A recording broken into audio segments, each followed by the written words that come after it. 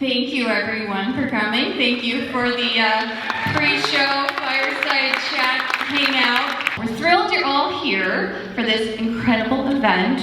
If you have ever been to a McMenamins, anybody passporters out here, just big McMenamins fans? Yeah? Okay. It's instantly clear when you step foot in any McMenamins that the Grateful Dead influence is an integral part of the experience. From the music heard in the pubs to the Dead tribute bands and jam bands playing throughout the year to the surreal and joyful artwork, including the Jerry Garcia bronze statue at Edgefield. Anybody seen that? Oh, yeah. So fantastic and trippy murals featuring Jerry and the band, to Barley Mill, which is all Grateful Dead. So anyway, we are in the middle of our Days Between celebration of Jerry Garcia's life. His birthday, of course, was August 1st, and then his last day on this earth fell on August 9th. So you can check out the schedule about the bands happening at McMenamins.com. Fun McMenamins connection, actually. I just wanted to mention that the artist who did the Jerry Bronze, as well as tons of murals for McMenamins, the late, great Joe Condor. I heard that you knew him. Joe Condor was my housemate. Briefly, and like very close friend, like going back 50 years to college. And so when he got here, I started hearing about McMenamins early in the game. And I think it's because it's Portland that McMenamins has flourished so well. Because otherwise I would say, why isn't there McMenamins in at least several other cities? Because what they've done is create something very much out of the Grateful Dead look. I mean, you know, they've got 50 properties now. It's like 52. 52. Anyway, I met them a long time ago and love them. I was just going to tell everyone of all the amazing books that you've written, but I don't have to go into a very detailed biography if we just want to get started, because everyone's probably very familiar with Dennis McNally. He's an incredible author, historian, publicist, and anywho. So you can check out his books in the hallway there. We're going to have a Q&A after the main talk as well. So everybody, thank you and welcome. I want to introduce Phil Garfinkel, noted KBOO host of the Grateful Dead Hour. It's very interesting. When they first started having all these radio shows, there was some, well, I think the FCC, you know, they didn't allow repeating live music and stuff. And I was getting letters from the FCC saying, do they have your permission? Of course they had my permission. But anyway, and then around the year 2000, the manager of Grateful Dead merchandising said, you know, we really ought to get a mailing list going to all these radio shows, because it's broader. There was GANs, of course, but then almost every place that has a GANs had a local version, which, you know, was really interesting. And in the process, I met Philip Garfinkel. Now, in addition to his radio-ness, he's in the sound biz. So he knew everybody I knew in the tech world. So anyway, we've been pals for forever. And he's a Portlander, obviously, KBOO and all. And so I said, let's have a conversation rather than me just blabbering. You'll get enough blabbering. So, Phil, take it away. I'd like to welcome you to the Forests of Venerio, my little corner of the Grateful Dead and Friends universe, at the Bagdad Theater instead of on listener-powered community radio KBOO. There's 5 of us in the Grateful Dead Collective. You know, we rotate every week. There might be, I don't know if Matt or Son or Andrew is here. I don't know if y'all are here. Dr. Jane lives in New Orleans now, so I know she's not here. And I've been doing Grateful Dead radio since 1986 or 1987. We had a show called Neat Stuff in Madison, Wisconsin. And then in 1995, the host shifted and it became Dead Serious. And then I moved here. And a true story, we used to do these day-long marathons at KBOO back in the day. People would come in and all kinds of crazy stuff. And but they would only do it to raise money, right? But they had David Gans's show that was syndicated, and nothing against David, right? But this is listener-powered community radio. And so I'm listening to them pitch. I lived right down the street. So I come down, and I was like, "Hi, I used to do a show in Wisconsin. Can I talk at the next break?" And they're like, "Sure, brother, come on in." And so they turned my mic on, and I say, "All right, you people, get off the couch, put down the bong, pick up the phone, and call KBOO right now and support this power, community radio." And I stop, and all of these other hosts are like this. And all 5 lines light up. And I go and I meet the then station manager, and I was very blunt. I said, I won't say what I said, but what I said was point out to what's wrong with you? You have all these people who want to do this, and all these people who want to hear this. We should have a show. That was in 1999, and Grateful Dead and Friends started in August 2001, so we are now 24 years old. And thank you for your support, and this is the only pitch I'm going to make. Do please. Can I use the F word? Absolutely. Okay, the fascists in Washington are trying to silence independent media. KBOO is going to be down over $100,000 because they shut down the Corporation for Public Broadcasting. So your support is more crucial than ever. For the price of a pre-roll, you can help us out, right? For the price of a latte, you can help us. Okay? So kboo.fm/donate, or you can text KBOO to 4. I've obviously done this before. You can text KBOO to 44321. Dennis McNally is a historian par excellence. This is your 4th book, right? Yep.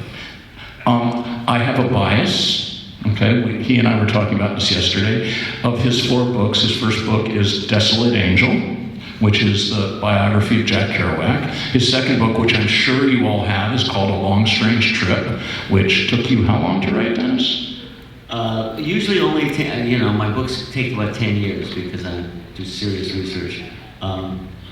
What happened with the Grateful Dead book, of course, was that 3 years into my research, I got hired to be the publicist, and that gave me endless information over the next umpteen years.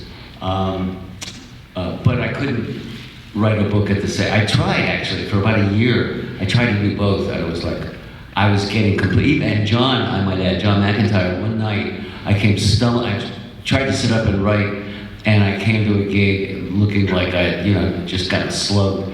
And he went.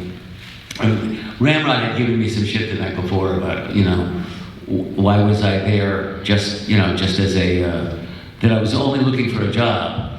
Well, yeah, but for the book. Anyway, and he said, "You go back to bed."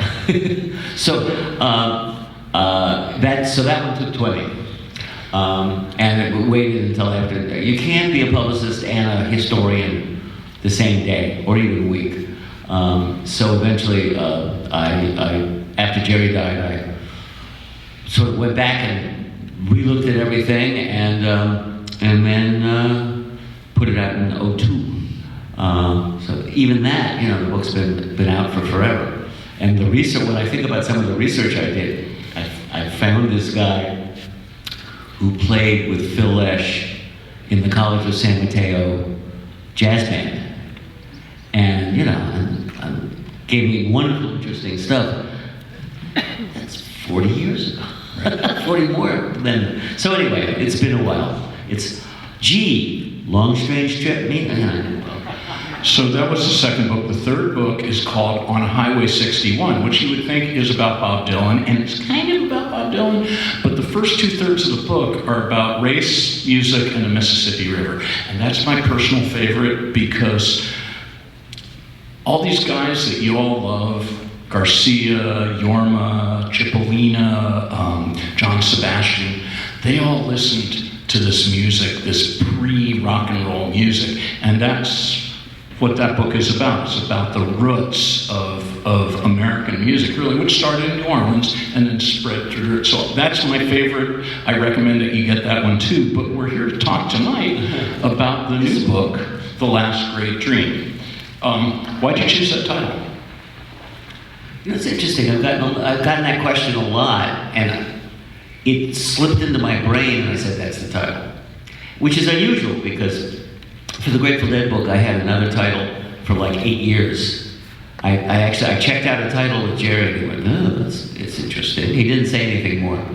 And it was going to be Waiting to be Born, which is the line from Crazy Fingers, because, you know, every night was new, and it was waiting to be born.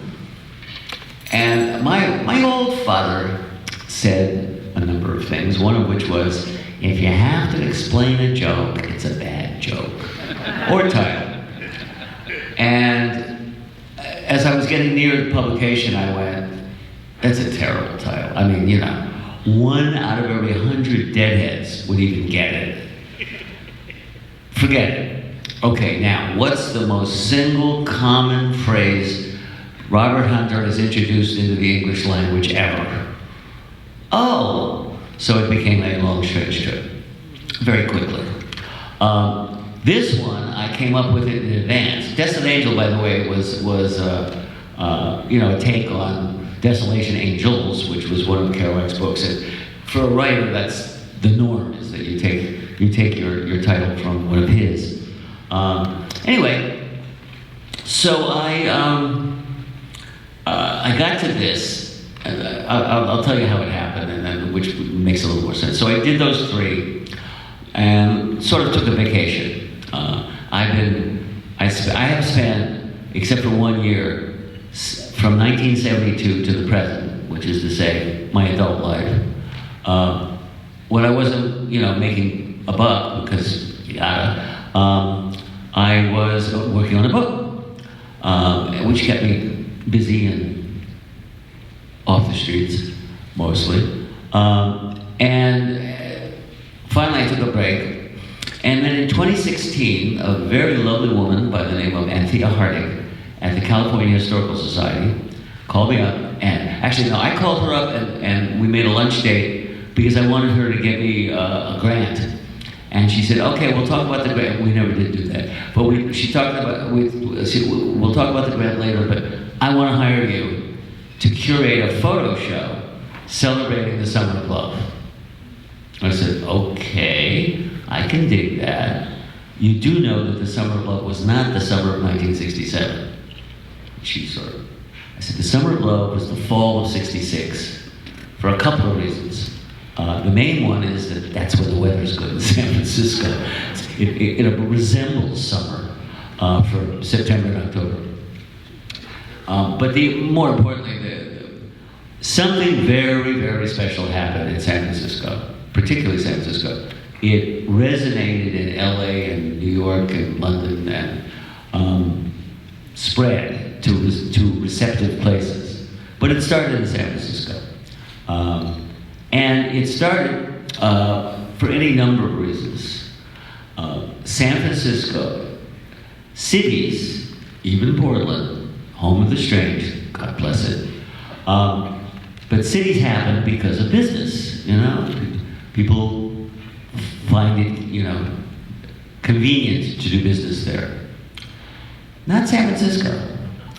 San Francisco started because a bunch of crazies who were complete failures everywhere where they were, which is to say the East Coast of the United States, or Chile, or China, were people who were losers. They were people that didn't fit in where they were. And they all decided, instead of, you know, going out to get a good job and father their father, they said, no, we're going to gamble. We're going to risk our lives and chase gold.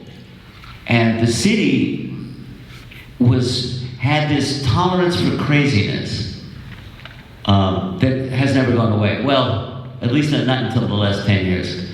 Silicon Valley may destroy us yet, I don't know. But the fact is that San Francisco, there's the story of Emperor Norton. So Emperor Norton was a guy who was he was on the market, you know, the stock market, and he crashed and went bankrupt and went crazy.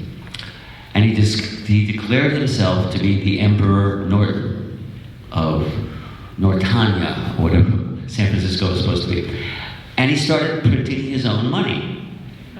Now, every city has its crazies. I mean, you know, this is not a big deal.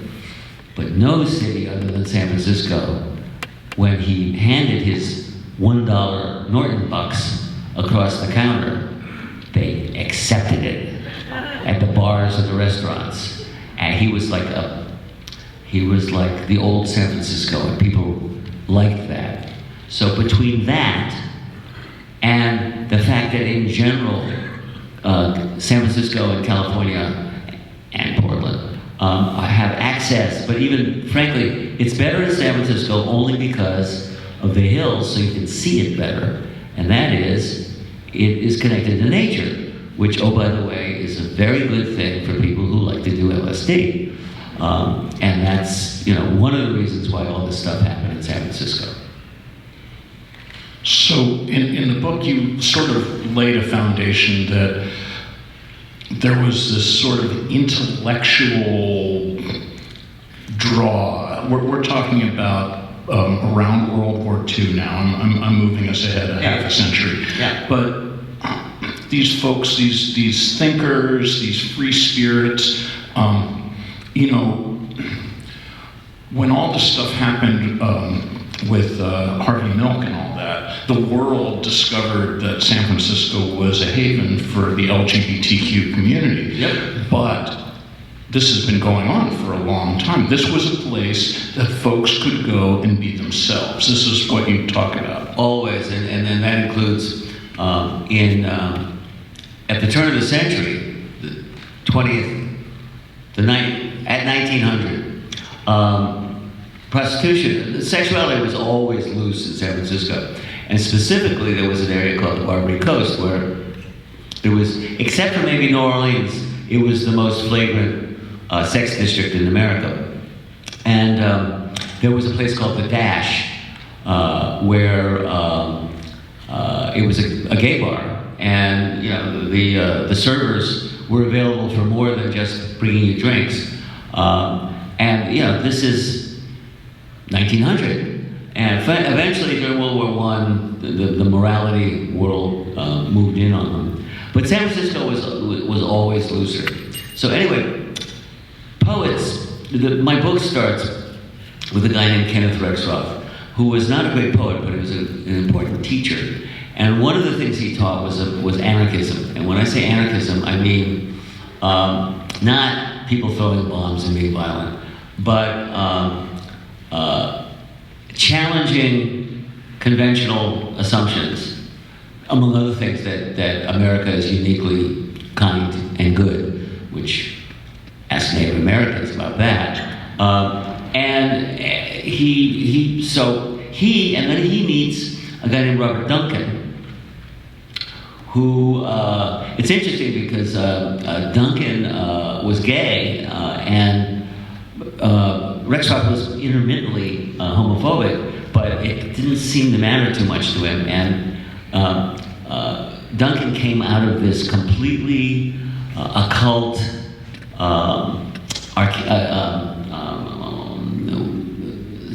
stars, astrology, mysto, Rosicrucian weirdness. And the mysticism was definitely part of what evolved. And that stuff that they put out started getting picked up by students at the Art Institute. And I'll tell you a little story about the Art Institute, which really, in some ways, it's the whole book. You can go home now. And that is, as I say, there are a number of students at the Art Institute that developed beat art. One of them was a guy named Wally Hedrick. And Wally was a really well-known assemblage artist. He welded things, and among other things, he was at the Institute and he taught Saturday classes to high school kids. And one of his classes involved, this is in 1958 now, involved a young man from the mission by the name of Jerry Garcia. And he did two things to influence Jerry's life. One is that he played acoustic blues while they painted. At which point, right around that time, for his birthday, his mom got him an accordion. And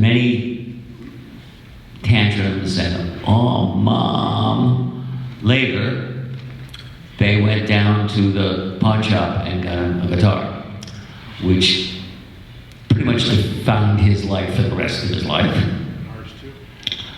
And ours too, as somebody just said.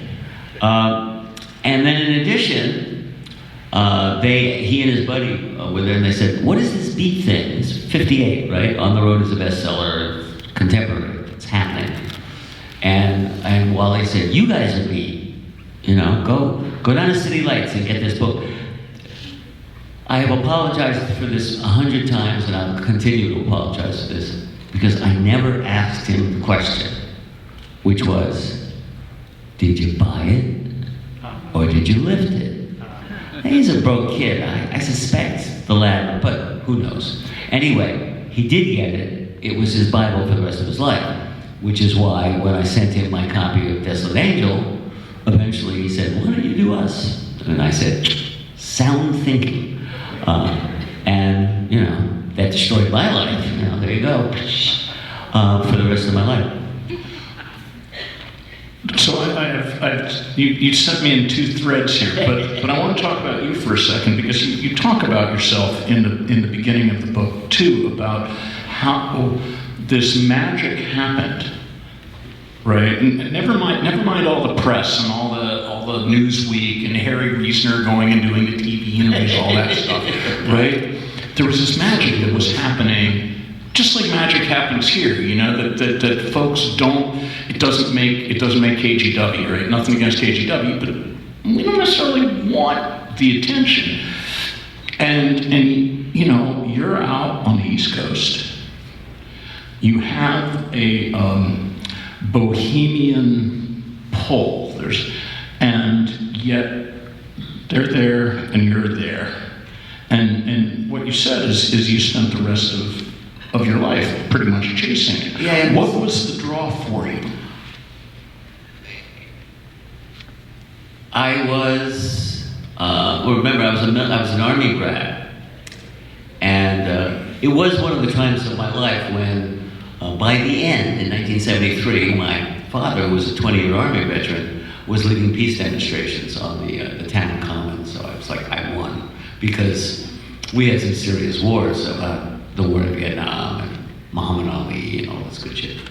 But the point is, one of my vivid memories is of being in the. I went to high school for the last 2 years in a little xenophobic, racist corner of a tiny town in the backwoods of Maine. And I remember sitting in the library, which of course was my refuge, public library, looking at pictures from life of the being, Jerry in the top hat. And I'm going, having no clue, of course, that it was going to have something to do with the rest of my life. I just basically was going, wow, that's interesting. And then I got to college in way upstate New York, almost to Ottawa, right? So it's not what you call a happening place. And as I said, I spent the next 50 years trying to catch up because I missed it all. And it was, something was interesting, and I knew that. And it turned out. So, I did the Kerouac. Jerry invited me, and I did the Grateful Dead. And when I had finished the Kerouac book, but didn't know that it was like a year in between, I actually had the only depression of my life, which was, what am I going to do? And eventually Jerry said, this is what you're going to do. And I went, thank you, and marched on. But the fact is, so when I was getting done with the Grateful Dead book, I went, there's a simple way to avoid postpartum depression, as any woman can tell you. And I've had somebody say, well, there's more to postpartum depression than your kind of little depression. And I go, yeah, I'll concede that. But there is something about, you work on a book for 8 years, you give birth to it, and then it's gone. And you're going, what? So anyway, after the Grateful Dead book, I said, I've got to do something. And I looked, and I wanted to do the deeper background. And I went back all the way to Thoreau and then Mark Twain. And what I ended up deciding, I didn't know what I was doing at the beginning, was that it all connected white youth with black music, starting at least as far back as the gospel singing of the Fisk Jubilee Choir. Thoreau did not connect with black music because he was a conductor on the Underground Railroad, and his entire life was determined by his fierce opposition to slavery. So what started Americans letting go of the notion that slavery was okay, and that, what is it, 3/5 of a vote is well, it's in the Constitution, it must be okay. That there was more to life than that. And it starts with Thoreau, and it goes with Mark Twain, who was bitterly anti-slavery, although comically, which people didn't always get. And then up to ragtime, where the first time that white people started touching each other while dancing. That's important, in case you hadn't thought about it. Remember slow dances in high school? That's important stuff. And on through Kerouac, listening to jazz, and then, as you say, the last part of it is about Dylan, who put together Dylan's a very interesting guy, and he put together black music and white music in a way where he sort of intellectualized the blues, and then started writing absolutely genius surrealistic lyrics. So, that's a whole other story. So, and then I stopped, and I was just working away, and then I got this photo assignment, and then I went, bozo, it's a book. And so this book is about where the 60s came from. And as I say, it starts with poets and painters, and theater people, and dancers, and even these, and it was a very interesting thing called the Tate Music Center, where these three people who composed electronic music, now, 10 people in this room would actually listen to electronic music, okay? We're not talking EDM, which at least has a pulse. We're talking bleeps and blarps and not much. I mean, not much that most people are very interested in. But what they did, very interestingly, first, they set themselves up right next to the Haight in 1963, which is sort of geographically the transition. North Beach, where the beatniks were, had gotten overrun by tourists. They started moving towards the Haight. Sort of important. And they also set up a scene with KPFA, which was KBOO before KBOO. When did KBOO start? KBOO started 56 years ago. We are one of the oldest community non-Pacifica stations in What's the country. 56? What date? 56, 1969? Okay, so it's a little, yeah, right. So it's a little after KPFA. I'm just curious. Anyway, so KPFA is the first truly hip community radio station in America, and brings Alan Watts, Pauline Kael, who would become the most famous film critic in America, started at KPFA. And there's all this stuff. And by the way, the Ann Halpern Dancers, who again was this avant-garde dance troupe that again was completely different from any other dance group in America. And what happened in the late 50s and early 60s in San Francisco was there was all these events in which there were just no boundaries, and all the artistic people would get together and do something together. And it was frequently quite crazy and very interesting. And the classic example of that is an event with the Mime Troupe, which was part of all this broad scene. The Mime Troupe it was a benefit for a guy who got busted for pot. This is 1963. And it involved music and dance and theater, and it was just bizarreness. One of the people was a guy named Phil Lesh. And as he wrote in his memoir later, he really didn't know what they were there for. Was it just to make fun of straight people? Or he didn't know. All he knew was that it mostly involved improvisation, and that he liked. And it turned out that the boy had a certain facility for improvisation, and 2 years later he would his friend Jerry Garcia would say, "You're playing bass in my band." And Phil's Flesh was downhill from there. And so this stuff all, sort of came from nowhere and everywhere. And the next big step, of course, rock and roll was one of these elements which connected white kids with black music, of course. And then the 50s rock and roll sort of dies away, and we get into brill building, some brilliant songwriting, but otherwise, not quite the juice. And people dig on the folk for any number of reasons, one of which is that it's got a political message that people really appreciated, because it was also the time of the Civil Rights Movement. So you got all this stuff happening, and all these folk musicians, like Jerry Garcia, and Paul Kantner, and David Freiberg, and you name it in the Bay Area, are, picking up on folk. And there's this guy named Owsley Stanley, over in Berkeley, this busy little boy, who's cranking out 5 million hits of acid.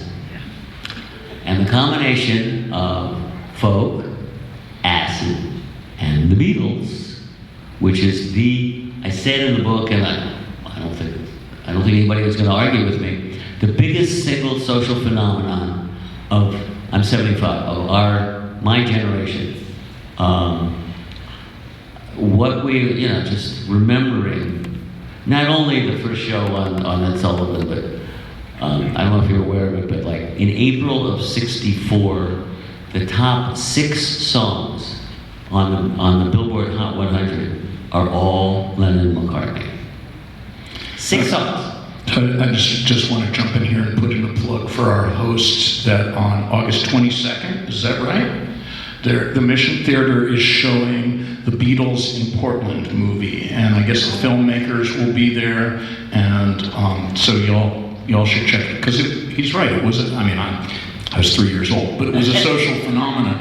So I want to get back to the beats for a second, right? Because like a lot of suburban white kids in the 70s, right? Because I felt like I felt I'd missed it, but I'd missed it because I was born 10 years too late, right? Can't blame that. But I started reading On the Road, and then I read, Dreams of Cody, and then I read, Ginsberg and all of this stuff. And there was, I don't want to put a thing around it, but they were all talking about Buddhism, right? They were talking about the world being more spiritual than America allowed for in the late 50s. Right. There was there's a thing of spirituality, and there's also this thing about that you were talking about with Rexroth, with anarchism. And again, it's not about throwing bombs and being the black bloc and all. It's about personal freedom. Yeah. And so there's a radio station in San Francisco called KBOO, and I happened to meet one of their people 20 years ago. His name was Diamond Dave Whitaker. And Dave was from Minnesota, and he was kind of a beatnik, and he said to me, well, beatnik plus LSD equals hippie. Pretty much.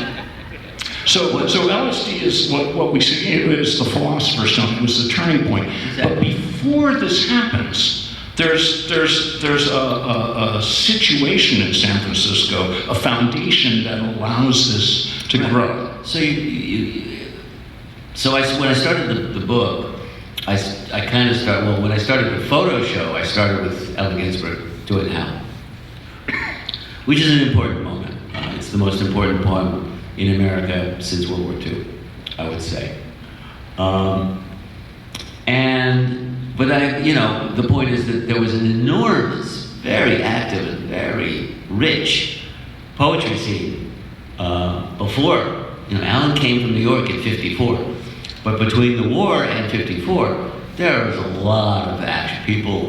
People in, the poets, and they're reading poetry in public, and it's a happening scene. But then Allen, and then of course On the Road, which because it's a bestseller, with all due respect to Alan.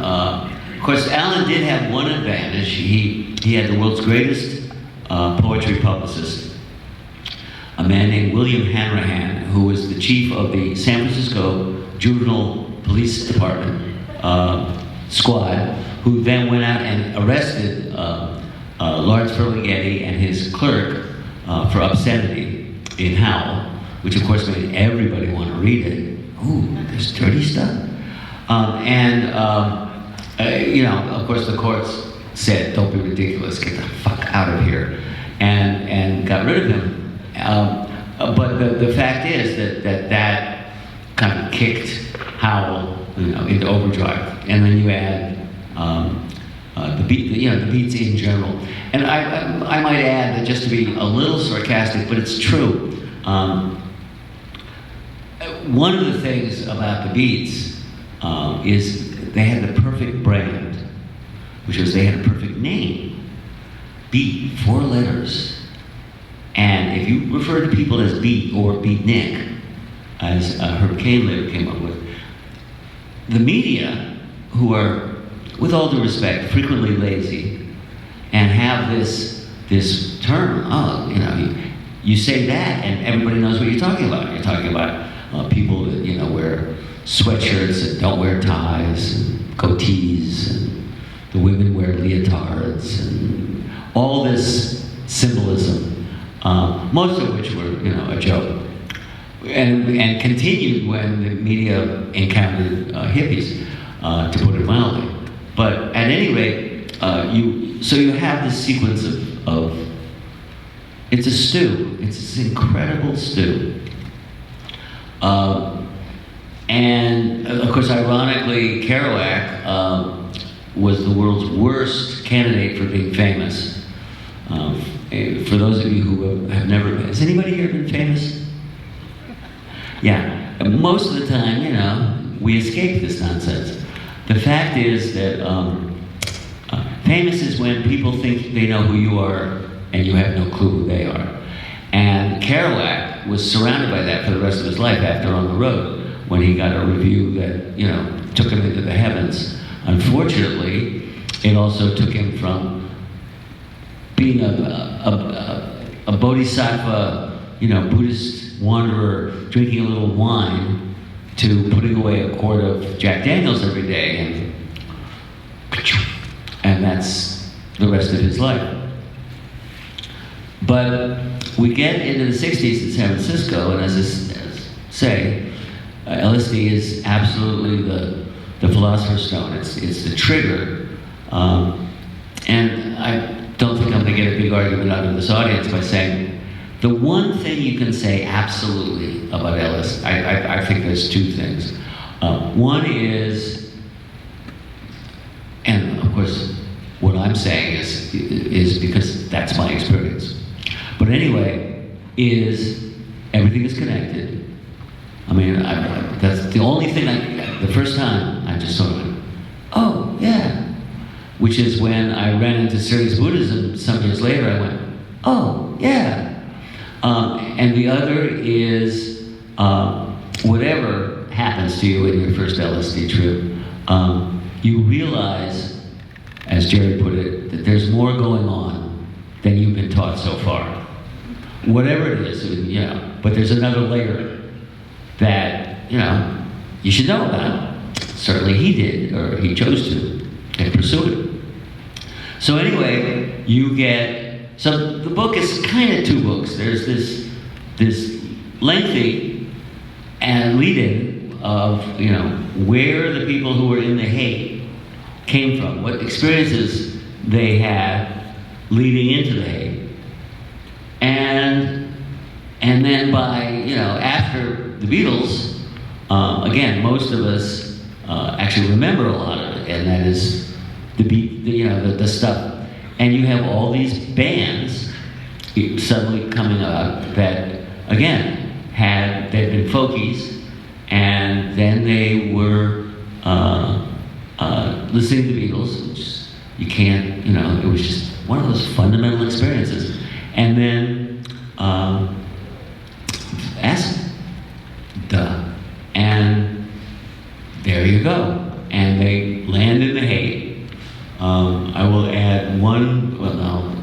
that's too tedious. Go on. Well, but there's a reason that they settled in The Hague. Absolutely. And I was about to say that, and then I went, no, I think this is really important. Okay. Because what a lot of folks forget, because, you all saw the Grateful Dead towards the end and all that. They're playing to 80,000 people at Key Arena or whatever, So I'm making that up, but these guys could barely rub two pennies together. Go ahead. And music was their way out of poverty. But they chose The Hague because they could live there. It was the cheap seats, as it were, at the time. Totally the cheap seats. I don't know how many of you know of it, and I was thinking about that driving from Edgefield back here and looking at the interstates.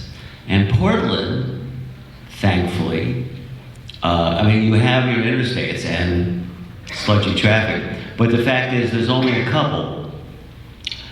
When the interstate highway system was proposed, they proposed 9 interstates for the city of San Francisco, which would have divided the entire city into 9 boxes.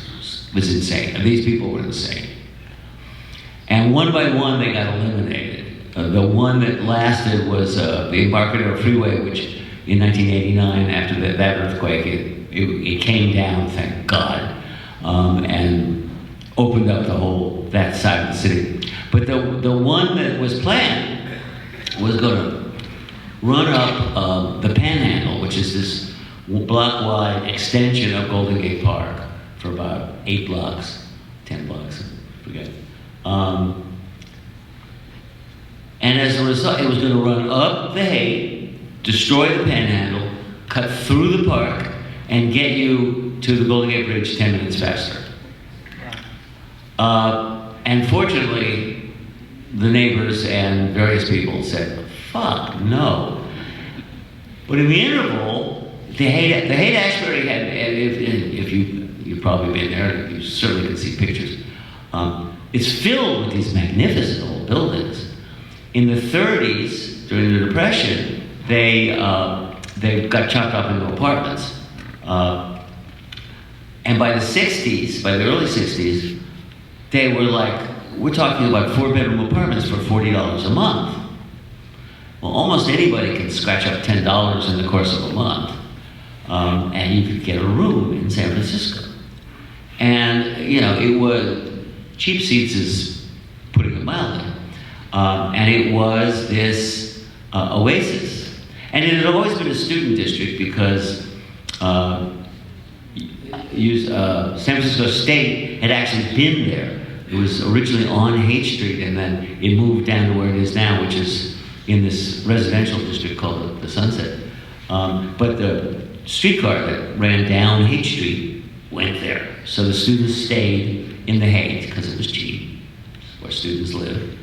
And all those people that were in all the social experimentation of the 50s start drifting there because it's civilized and it's near the park and it's the Haight. And the rest is history. So I mentioned, the Summer of Love and the press coverage and all of this stuff. And we were talking, some of you all were here before that, Dennis was talking about an author named Michael Lydon, who did a beautiful piece, and it's worth finding if you can, about the Grateful Dead in, I think it was 70. I think 60. It was either 69 or 70. They played Springer's Ballroom. There's a thing about Portland, about them, lying to get off stage. It's wonderful. But there's this scene in the airport, right, where this woman encounters Pigpen. And the basic thing is, it speaks, right? And there's this thing, these guys you were talking about, they put on sweatshirts or whatever. They didn't pay attention to fashion so much. So the impression was, these are just a bunch of losers and all that. But as you were saying, these were well-read, intellectual people chasing some kind of dream. Some kind of Right, as in the last great dream. Sorry, let's push some books here. No, but all kidding aside, it was a great dream. It was the dream of, that we would all grow up, be civilized, treat each other kindly, and live a better life. As Jerry's put it, a simple life, not, no revolution, no BS, just let's act better. And they did.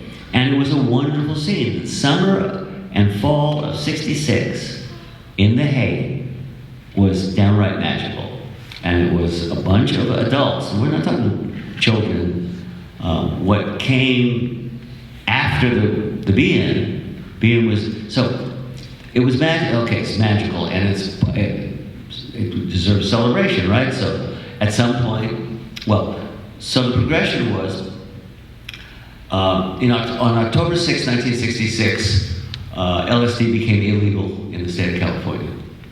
And the people at the Oracle said, we could protest this, but, what good would that do? And they said, no, we're going to celebrate. We just celebrate a day.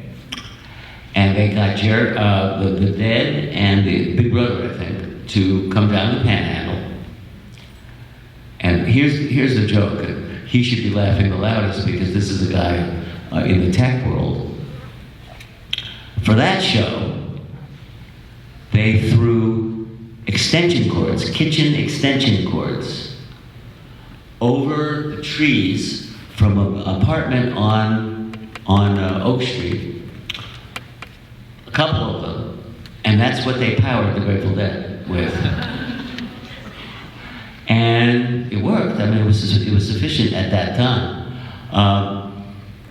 And it wasn't a manager saying, good promo, go do this, good promo.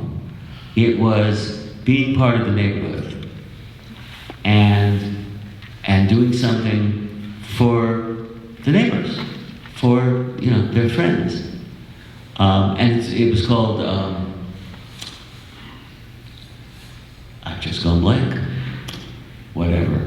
As I say, it was a very exceptional moment. And so they started thinking, well, this is really cool. What we're doing here is really cool. Let's have a party. Which, is a normal hippie response to anything. And they said, okay, let's have a party. And they threw a party on January 14th, 1967, in the park, Golden Gate Park, called The Be-In. The problem is that 50,000 people showed up, which ended, everything that had happened in '66 had been under the radar. It's beautifully quiet. Not after the Be-In. And the media descends. And the problem with the media, always, I suppose, but in particular this, is there's a difference, as many of you may have noticed in your lives. There's a difference between being straight and not, which broadly speaking has to do with consumption of LSD, but anyway. And the media that came to the hay, all they could see was pretty girls with flowers in their hair who seemed to be more sexually available than the girls they knew. And they're all talking about, peace and love. In other words, the media are going, they're going, who are these people? And what are these people? And what is going on? There's a great sub-story to all this, which I discovered. It was one of the most interesting things I discovered in the book, which is that in the fall of '66, the first article about all this appeared in Newsweek, and it was horrible, as you'd expect, because they were all horrible. For those of you who don't know, in Time and Newsweek, they'd send a reporter who would dig up information, and then somebody back at the office would write it. And the irony is that the guy, their beat reporter was a young rookie by the name of Hendrik Hertzberg. In the last 20 years, Hendrik Hertzberg is the guy who writes the talk of the town from the New Yorker, which is to say he's a very important kind of writer that's spokesperson over the last 20 years. People, the New York intellectual world listened to him. Well, he fortunately for me, eventually published his notes. And for whatever goddamn reason, maybe just his youth, but there were other young people, I don't know, but he did not do the, boy, these people are weird reaction. He went, oh, yeah, they're spiritual seekers. I get that. He's the only one who did. And all of his notes are marvelous. And if they'd used those notes, it would have been the first and probably last great article. As it was, they took his notes and then they started writing about how wearing a necklace meant you had taken LSD and oh God, bullshit, and etc. And it was sort of the normal, nonsense. And all the other media coverage was pretty much that. And through the spring of '67, what it all boiled down to was, oh my God, what's going to happen when every bored high school and college kid in America, all of them, descend on the hate. And nobody has any idea how many people came to the hate, but it was too many. And these were really young people that did not have a lot of resources, whether, world experience or just money. And so it was a mess. It was, involved people like the Diggers. There was a wonderful church called, I had the greatest experience. So I did a book thing. And by the way, if you haven't been there lately, I urge you. There is a place, many of you may seen the Beat Museum, which is kitty corner from City Lights Bookstore on Broadway. But the same people opened the Counterculture Museum on the corner of Haight and Ashbury. Good location. And it includes the stuff in the 60s. And I was doing an event there, and I look up and there's this guy with a clerical collar. And it turns out he's from All Saints Church. And the guy who was the priest at All Saints Church, whose name I forget, but was Jay Thelen, who was one of the people who founded the psychedelic shop and was very much in the scene, described the guy, the priest there, as an absolute saint. And I mean, even when his church members were going, "You're being awfully nice to these hippies," and he went, "Yeah, the purpose of a church is not just to do things when it's easy. Let's stand up. These people are young and have some kind of faith, and let's be good to them." And they struggled through the summer of '67, and then, they went home, and by then the hate was, kind of empty. But there was a peak, and the peak was the Monterey Folk Festival, Monterey Pop Festival of June, which is where, conveniently, I end my book, since it's the high point. Let's get out while the getting is good. Here's an example. Outside of the fact that it brought together Jimi Hendrix and The Who, The Grateful Dead, and Airplane, other San Francisco bands, and a couple of LA bands, although they were already sort of past their prime, like the Byrds or Buffalo Springfield. They presented psychedelic music to the world, and it all went out from there. There was a second row at Monterey, which had every important producer and boss, record company boss of the era that would follow what happened at Monterey for the next 10 years. I mean, thus, Clive Davis gets Janis Joplin and so forth and so on.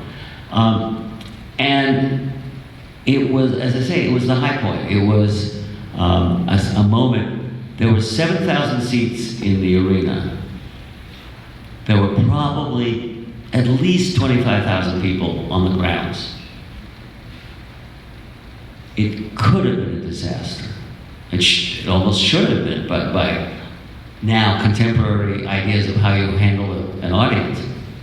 I mean, by Saturday afternoon, Friday, Saturday, Sunday, by Saturday afternoon, the chief of police of Monterey is sending his people home because nothing bad is happening. Because everybody is going, we're cool, this is music. And there were no bad vibes. And that's why the book ends there. It's like, okay. So that leads to one of the questions I wanted to ask you. So seeing Monterey Pop, the movie, at the age of 14 in 1975, 76, was a very different experience than seeing the movie now as an adult and seeing how they created this narrative, right? Janis is singing Ball and Chain and Cass Elliot is in the seats going, right? That sort of like very, very LA, very stage shots kind of thing. Oh yeah. And of course, because of John Phillips, and Lou Adler and all that, you have Scott McKenzie. Be sure to wear some flowers in your hair, friends, right? Yeah. And it becomes this commodified thing. Well, it's at least that's the beginning of it. that was the beginning, and it was going to blow up because they needed the San Francisco bands. They realized very early on that it was going to be a celebration of psychedelic music, and you couldn't do it without the LA band, the San Francisco bands. But it was being run by Lou Adler, who was the president of his record, Dunhill Records, and his main act, which was John Phillips and Michelle from Mamas and the Papas. And the San Francisco bands took one look at John Phillips and went, LA Shark, we don't need him. And the same with Lou. And what happened, which was very interesting, was they had, it was a nonprofit, they had a board which included Paul Simon. And Paul Simon had written a song, the 59th Street Bridge song, Feelin' Groovy. And all the San Franciscans trusted him. And he went and he said, look, don't worry about them, but this is going to be great music. Play for the audience. And so they did. And the San Francisco bands refused to be in the movie, however. The movie came in at the last second, and they were like, oh, that sounds like money, we don't want any part of it. So the Grateful Dead are not in the movie. The Airplane was managed by Bill Graham, they're in the movie. Big Brother was managed by a hippie named Julius Carpin, and their first set is not in the movie. And they come off the stage, they've just torn the place up, Janis has just ripped the place down. The entire audience is in flames, and the filmmaker, a guy named D.A. Pennebaker, goes and says, you guys have got to be in the movie. And he goes, because he's the man standing there, he goes to Albert Goldman, that's wrong. Grossman, thank you. Albert Grossman, who was there because he managed Michael Bloomfield, and Electric Flag was going to play later that day or something. And he goes, help me. And Albert goes to Big Brother, and they overrule their manager, and he says, look, you really want to be in this movie. And they did, and she goes back out the next day a second time and does exactly the same thing, just rips the place apart. And that's the legend of Janis Joplin. And of the whole, it was real, it was authentic, and it worked. So one of the things that you touch on is the there's a thread, a ribbon, if you will, of contrarian ethos that runs through all of this. So the Diggers do the Death of Hippie March, and now it's 2025, and you can go to Target and buy a Grateful Dead t-shirt. So did we win? Did we lose? Where are we? I'm going to end the formal part of this and then hopefully throw this over to Q&A with this remark. Though I think that hippie definitely helped end the war, added to the anti-war movement, generally it did not have any impact on politics. Sadly, true. It had a lot of impact on the way we live, on cultural issues. If you eat, I'm talking to a Portland audience, it's almost embarrassing to start saying this stuff. If you eat organic food, which is now a $40 billion industry, you're influenced by the hippies. If you do yoga, or if you study Zen or any Asian stuff, if you have a personal computer, the reason that personal computers, you were talking about Markov, right? What the Dormouse said. It's one of the amazing books, and if you, I do this frequently where I interrupt myself, flogging my book to say, if you really want to know the secret of American culture, read this book. And John Markov covered Silicon Valley for the New York Times for umpteen years, and then he wrote this book about the connection between LSD and this home computer network. And there's a reason that it came out of Silicon Valley rather than, say, near MIT, because they didn't do enough acid in Boston that early. And by the time they got, to the mid-60s, and then the early 70s, or I guess the early 80s really, when they started putting out those computers, these were people, Jobs and Wozniak, among others, who had come out of a psychedelic environment and wanted to do something that was adapted to humans and not be those giant IBMs that, that the little people would run around and tend. And there's a dozen other connections in the culture. I occasionally teach a class at this prep school out in Mount Diablo of kids who were taking a class in the 60s, high school kids. And I look at them and say, look, you're talking about stuff that happened 50 years before you were born, and you're interested in it. Why are you interested in it? I'm going to tell you, and then you can decide whether I'm full of shit. And that is, you're interested in it because it's still part of our lives. Now, the idea of the gentle male hippie, which is the first time ever that you had a social paradigm where guys didn't have to run around belting each other. And the fact is that, among other things, led to feminism. Not that I'm saying that the the relations of the sexes in the Hague was advanced. Probably wasn't most of the time. But eventually, this would lead to some feminist stuff. It would lead to the fact that in the next decade, every gay guy in the Midwest would go, San Francisco looks better than Topeka. And they came. And, now we're dealing with, a fascist administration that hates trans people. Why? I'm still not clear. It's and just exactly how does this affect your marriage? But that's another issue. Anyway, there is this profound cultural thing. And, because this is a cheap laugh, but I'm going to throw it in anyway, the Grateful Dead, who managed to transcend, to be there at the beginning, and they're still we can't get fucking rid of them. Thank God. And that's true for a lot of reasons. But anyway, thank you, Philip. Thank you, Dennis. Dennis McNally, everybody.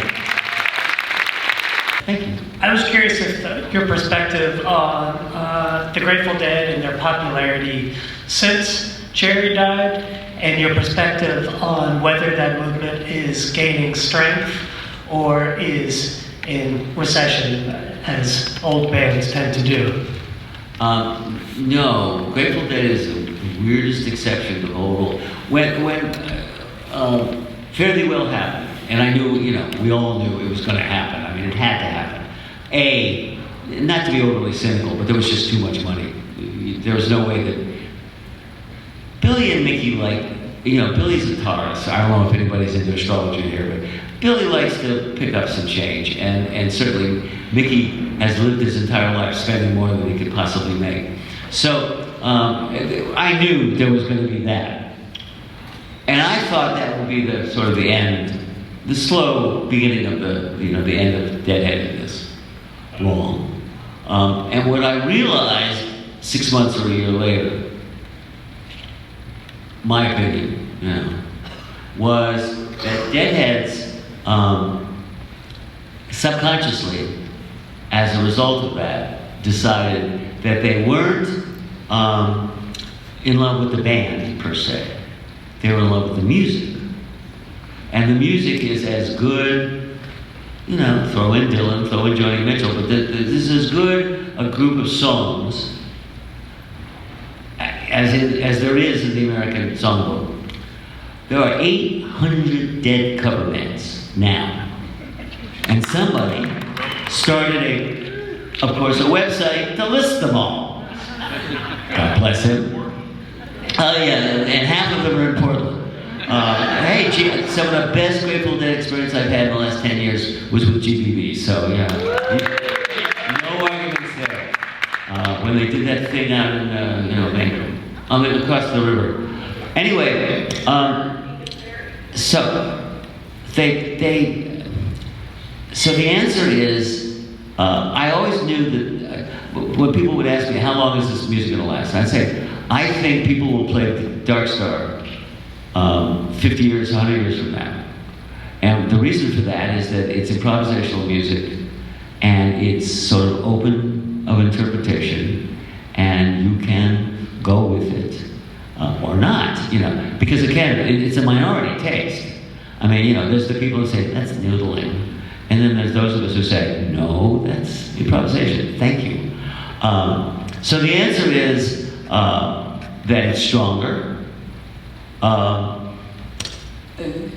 To be honest, and with all due respect, Dead & Company is not my favorite Dead cover band. Actually, I'd rather have J-Red at my house. But that's that's neither here nor there. The point is, it's less important who plays it, as in context and the community, because there were two things in the Grateful Dead.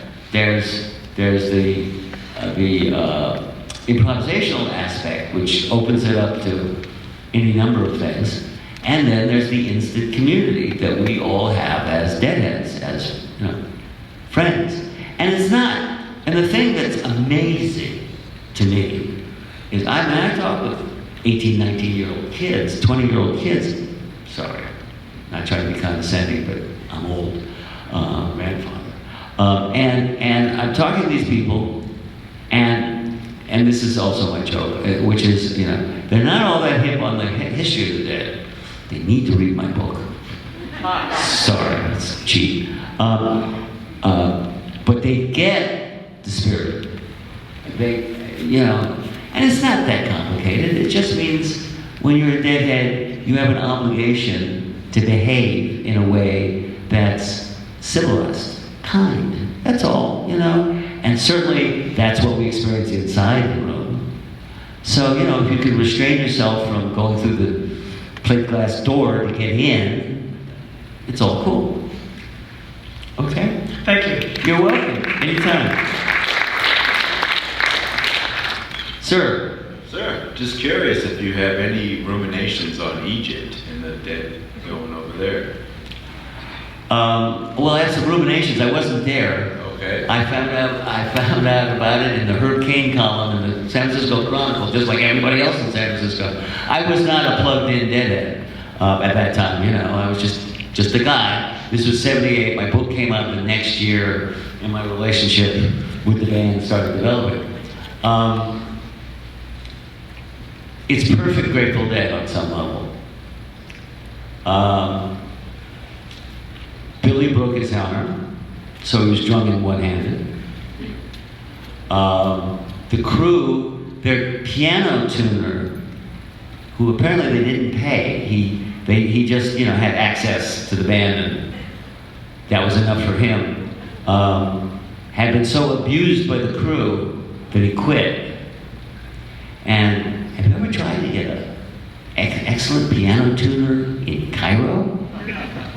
Anyway, they couldn't. So the piano was out of tune, which is why, until very recently, you never heard a release. I mean, the whole idea of paying for the vacation was they, release a record, which was fine, except it sucked by Jerry's standards anyway.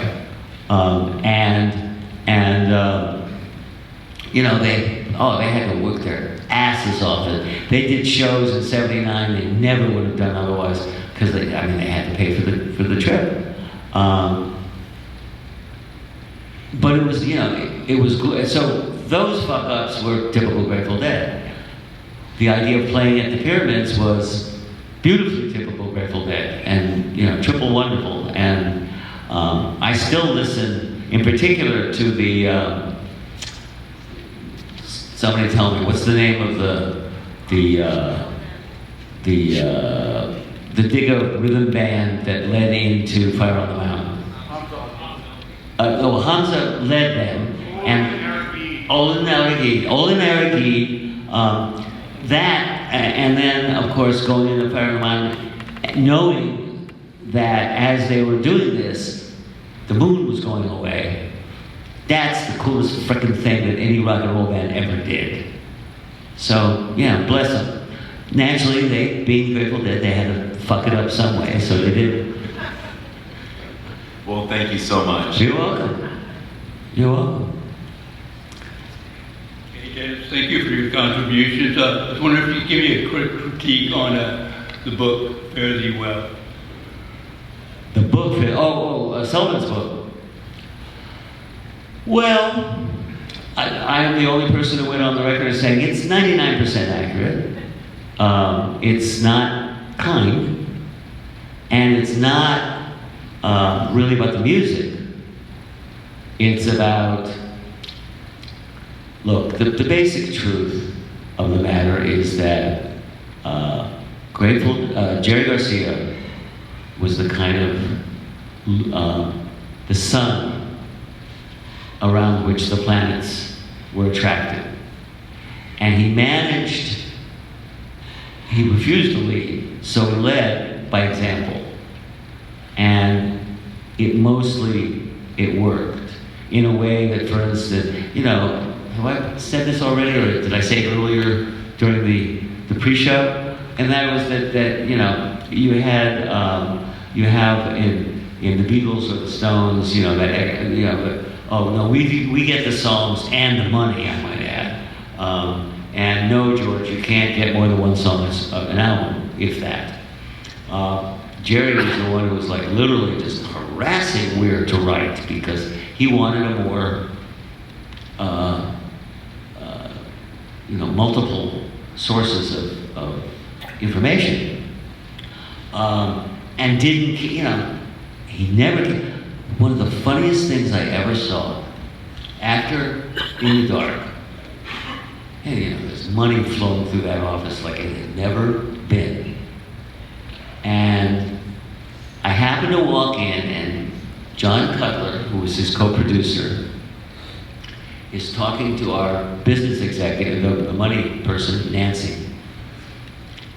And he's saying something about, moving some money around to do this or that, And Jerry walked in, I swear to God this is true, and said, if John's short, give him my share. And he meant it. Now, we're talking a lot of money here. And that's how much he cared about money. And that's why the Grateful Dead worked, among other things, is that you don't do things for money, and you don't sell out, and you don't get a sly, smooth corporate manager. You get your friends that you trust. And Mickey's father didn't, but that's another story. He He was his father. How could a father steal from his son? But he did, and that's the way it goes. And then, whatever it was, Jerry managed to lead in a very subtle and good way. And frankly, they couldn't fucking run a tea party without him. They each had, you know, just old, you know. I've been married 40 years, you know. There's some things I remember, and you know, and it's just with them, and you know, and it doesn't. It ultimately doesn't matter. But with Jerry there, it all worked anyway. Without him, it didn't, and that's what Fairly Well is about: is the absence of Jerry, I guess you could say. Okay, thank you. You're welcome. Hey, Dennis. Hi. So, as a historian, you actually got to live the dream, which is pretty amazing, right? Yeah. I'm grateful that historian. And you actually got to experience personal experiences. So, if you could share 2 personal experiences, either order. One is your favorite memory of Jerry, like a moment, whether you're at his house or at a show or behind stage or asking questions or where we are. And the second one is favorite LSD trip. And what you experienced, which might be at a show or something else. Those are the 2 stories I'd love to. Okay. My favorite LSD trip. Oh, actually, I do know. So I was working on the Kerouac book, and we were all tripping. I was living in Amherst, Massachusetts. We were all tripping. There was a waterbed. The 70s. I was in graduate school. All my housemates were in college. We were in undergraduate school. I was the oldest, although I was experiencing college. The things you find out in college, the relationships you build, the drugs you do, and all that. It took me until I was slow. It took me until a couple of years later to really experience all that. So I'm, you know, with people that I'm intimate, that I was intimate with, not necessarily physically, from then until today, still. Friends for life. Friends for life, absolutely. And some of it was Grateful Dead, but only a little bit. We're all just ripped. And I suddenly remembered, because if I say so, there's a chapter in my Kerouac book in which I compare Kerouac, Jackson Pollock, and Charlie Parker in terms of all being affected by World War II, accelerating their art until there's like a million notes, a million paint drops, a million words just flying at you. They're kindred. And, you know, that was, and I suddenly realized, you know, this is important. And my one disappointment in that book is that nobody ever really picked up on that. Some other writer did years later, and credited me, which was sweet. Anyway, and we're sitting there, and I suddenly remembered in the middle of all this that I had gotten a really fine New York Museum of Modern Art book of Jackson Pollock. With, you know, really, I mean, there's a book, but still, it was like a really high quality paper, and so, you know, and I don't know if any of you have ever looked at Jackson Pollock tripping. Let me let you in a little secret. It's the real deal. And you look at it, and those you know, drops, they start vibrating at you like you wouldn't believe. And I suddenly, we're in this, you know, we're all hanging out, and I said, Pollock!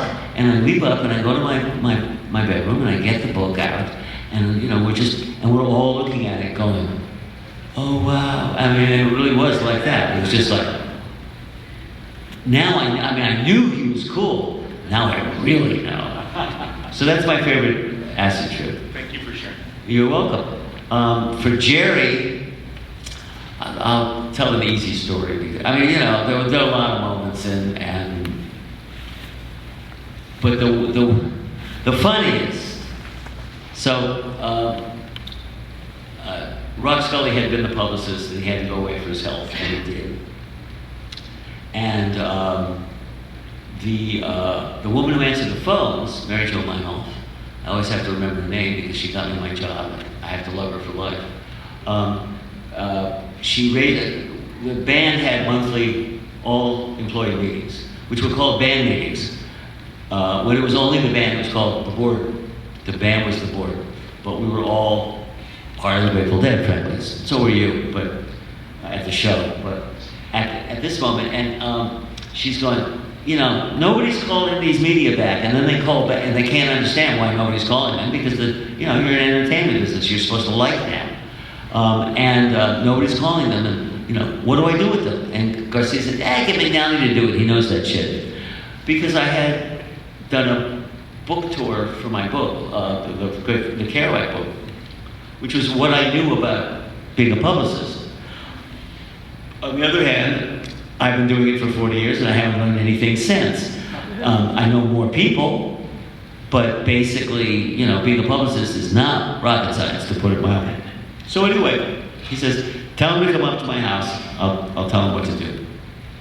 So I go up to his house, and he says, okay, first thing is, we don't suck up to the press. And I swear to God, I think I wrote it down as a note. But at any rate, I said, okay, no sucking up. And he said, that's about it, and handed me a joint and said, smoke this. We spent the rest of the afternoon bullshitting about music. And I'll tell a counter story to that, because, you know, which will tell you quite a lot about the Grateful Dead. So, Brent died. Jerry was just like gutted, because not that he was personally responsible, but you know, the beast, the dragon that is the Grateful Dead. The Grateful Dead was not 6 guys or even everybody in the audience. It was this thing which we frequently refer to as the dragon, and it had consumed Brent. And so they, you know, they auditioned people, which he hated. Oh, you're good enough and you're not. No, this was not what he was about. And I told him, frankly, we knew that Bruce was going to be available for most of the time. I said, why don't you go out and play 4 shows as a 4-piece? You know? Believe me, the audience will not mind. Or 5-piece, I guess it would have been. But anyway, he went, I need some high harmonies. Okay. Anyway, and I said, so after they picked Vince, I said to Jerry, okay, what are we going to announce? And he went, we're not going to announce. And he was like, and I realized afterwards that he was certainly not pissed at me, he was pissed at the world at that moment. And he said, we're not going to announce. They'll find out when whoever comes out on stage plays. Now, I went home and I went, you know, I never went behind Jerry's back, ever, except once, this once, in 15 years of working for him, directly. But I was, by then, experienced, you know, by 90 I was experienced enough deadhead to go, my job is not just to do what he says, ever, you know. It's to defend the good name of the Grateful Dead. And having the Cleveland Play Dealer, which was the next show, break the scoop of who the new keyboard player for the Grateful Dead was, which would have rat-fucked the Chronicle, for instance, in San Francisco, which is, I mean, people who have been following the Grateful Dead for 30 years. I said, nah, I don't think that's gonna fly. And then as I reflected, I went, you know, he doesn't really care, he just doesn't want to be bothered. Fine. So I picked up the phone and I called Joel Sullivan, who, you know, was the Dead's, the Chronicles rock critic. And I said, and he's my good friend then and even more so now as he stopped being a daily reporter. We just bullshit about the books we're writing. He does 1 a year, and you know, he did 5 since my last one. So anyway, he writes a little quicker than I do.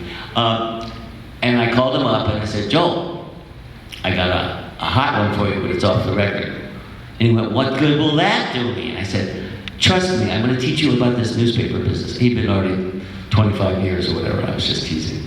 And I said, trust me, I'll make it easy for you. I said, okay, so off the record, Vince Welnick is the new keyboard player of the Grateful Dead. And he cracks up because, you know, the Who, I mean the Tubes, what are you kidding me? But as I say, you know, he had keyboard chops and a high harmony. And he said, okay, so what am I supposed to do with this? I said, easy, call Mickey. Jerry's not gonna tell a band member to shut up, ever. Mickey will tell you, because he wants to be in the paper, because he loves you. There you go. It runs. Jerry never said a word to me because, well, you know, he didn't care. As I say, he just didn't want to be bothered. So fine, I'm not bothering you. We're taking care of this. That, you know, there you go. Stories, Dennis. Those are great. Thank you. You're welcome. Thank you. Hi. That you just dropped a really powerful nugget, and it's the heart of the question that I want to ask you.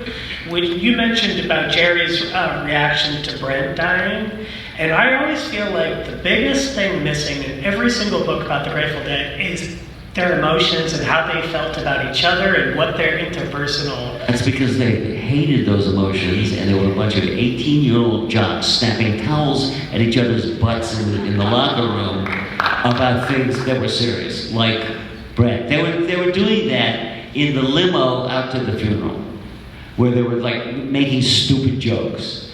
Even Barlow was like, and Barlow could make stupid jokes with the best of them. And Barlow was like, oh my God, you guys. I mean, I realize that you're just concealing your own grieving, but do you have to? Anyway. But why don't the book, why didn't you and other who write about the dead ever include this in the narrative? Fare Thee Well was the first book that I ever saw that really went in depth and shared some really interesting... Well, remember, at that point, you didn't have a band to talk about. You didn't have to talk about music. Yeah. But beside that, if you go back and read my book, I like to think that I did talk about that. I grant you, they were... Men are not supposed to have emotions, remember? Remember how you were raised? Mm-hmm. Well, they were raised that way. Mm-hmm. And you know, that's all I can say. I don't want to... I certainly don't... I love them, and I certainly love the music, but I have no illusions about it. The first lesson I learned, one of the first lessons I learned in working for the Grateful Dead, was that you never, ever walked up to a band member after a show and said, great show, man, that was wonderful. And they'd look at you and go, were you listening to Mickey? My feet hurt the whole night, you know, and it's like, because they, I mean, Jerry said often enough, there are nights when I think, you know, I'm playing okay, and I'm going, oh God, that sucked. And then there are nights when, you know, oh, my feet hurt, and, you know, it was like unbelievable. So, you know, I mean, it's the lesson he had to learn. He tells the story about, literally,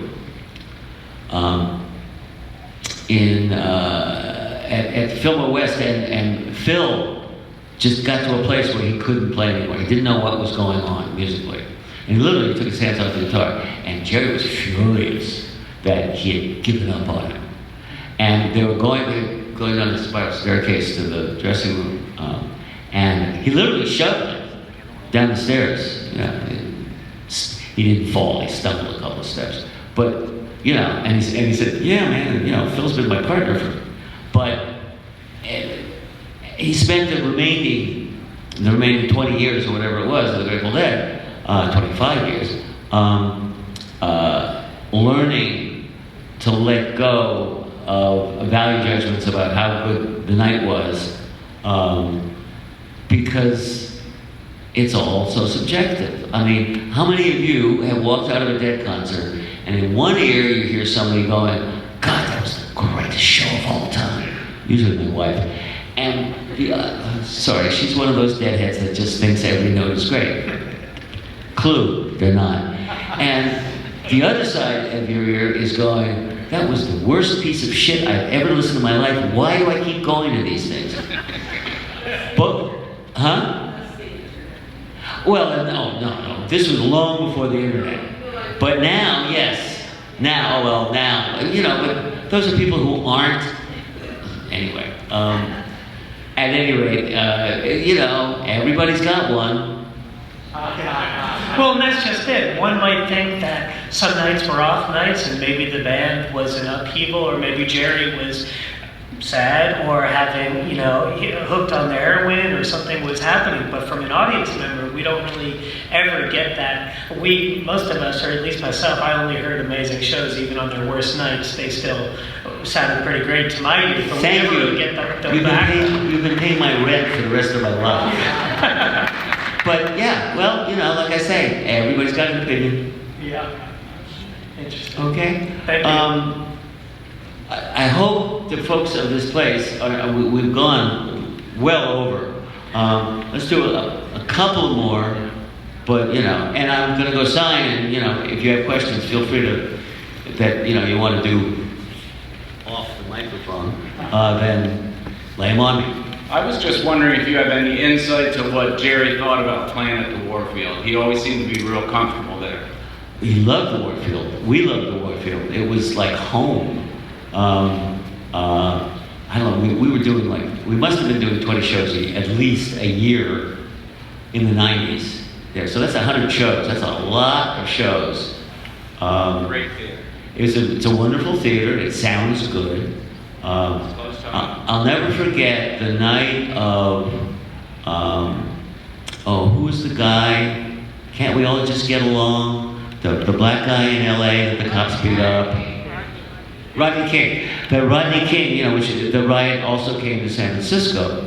And God, I remember standing in front of the Warfield and watching these two guys, both very young, one black, one white, and they're walking down the street, and out of nowhere, the black guy just pops the white guy. And it wasn't it was a punch. Nobody's going to get too hurt. But, and I was just going, what? And then I was in the room when the house manager went to Jerry and said, listen, can we let, the sound check wasn't even done, and he said, can we let everybody in to the lobby? We'll keep, you can do sound check, we'll close the doors. And Jerry said, get them off the street, of course. So, we shared, and I remember Gloria Jones and Jackie were coming on BART from East Bay, and they were shutting down BART stations in downtown. So they overshot. I don't know how. I guess they walked back. They were late. Anyway, it was like we shared this, completely lunatic moment in history, and it was at the Warfield. So yeah, and it was just family. There was the same people. This guy. Oh God, I lost his name. Danny. Who was the bartender backstage, and it was just a family thing. It was Bill Graham.